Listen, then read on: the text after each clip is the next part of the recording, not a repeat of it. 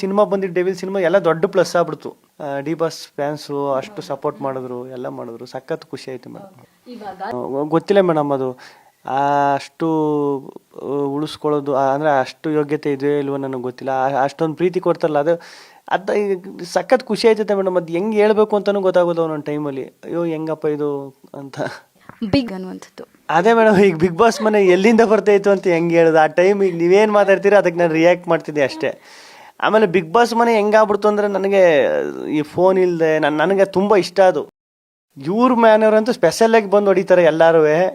ಎಲ್ಲರಿಗಿಂತ ಕಾವಿನಿಗೆ ಜಾಸ್ತಿ ಒಂಚೂರು ರೋದನೆ ಕೊಟ್ಟಿರೋದು ಅಂತ ನೋಡ್ರಿ. ಎಲ್ಲ ಉಲ್ಟಾ ಬಂದವರೆಲ್ಲ ಚೆನ್ನಾಗಿ ಮಾತಾಡ್ಸೋದು, ಇದು ಮಾಡೋದು, ನಮ್ಮನ್ನೇ ಅದು ದೊಡ್ಡ ಖುಷಿ. ಈಗ ನೋಡ್ರಿ, ಟಾಸ್ಕ್ ಗೆದ್ದು ಇಕ್ಕದ ಕ್ಯಾಪ್ಟನ್ ಯಾರ್ಯಾರು ಆಗಿದ್ರು ಅವರೆಲ್ಲ ಟಾಸ್ಕ್ ಆಡಿ ಟಾಸ್ಕ್ ಗೆದ್ದು ಅದರಲ್ಲಿ ಕ್ಯಾಪ್ಟನ್ ಆದರು. ನನ್ನ ಮನೆಯವರು, ಅದು ಪೇರೆಂಟ್ಸ್, ಅವ್ರ ಪೇರೆಂಟ್ಸ್, ಈಗ ಅವರು ಮಗನು ಅವರು ಮನೆಯವರು ಕಂಟೆಸ್ಟೆಂಟು, ನಾನು ಕಂಟೆಸ್ಟೆಂಟು.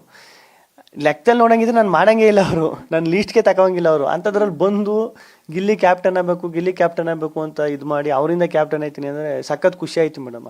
ಅದೇ ಮೇಡಮ್, ಈಗ ಏನು ಬೇವ್ರ ಸುದ್ದಿ ಏನು ಮಾಡಬೇಕು ಅದು. ಈಗ ಅವರು ಕ್ಯಾಪ್ಟನ್ ಆದರು, ಟಾಸ್ಕ್ ಆಡಿ ಫಿಸಿಕಲ್ ಟಾಸ್ಕ್ ಆಡಿ ಎಲ್ಲ ಕ್ಯಾಪ್ಟನ್ ಆದರು, ನಾನು ಕ್ಯಾಪ್ಟನ್ ಅದೇ.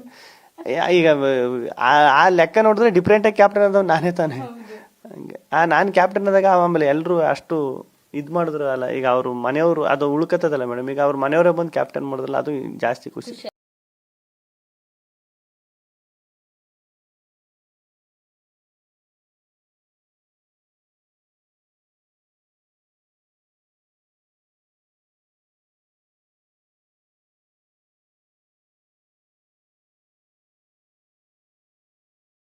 ನೋಡಿ, ಈ ರೀತಿಯಾದಂತಹ ವಿಡಿಯೋನ ಕ್ರಿಯೇಟ್ ಮಾಡಿ ಗಿಲ್ಲಿಗೆ ತೋರಿಸಿದಂಥ ಆ್ಯಂಕರ್ಗೆ ನೋಡಿ ತುಂಬಾ ಖುಷಿ ಆಯಿತು.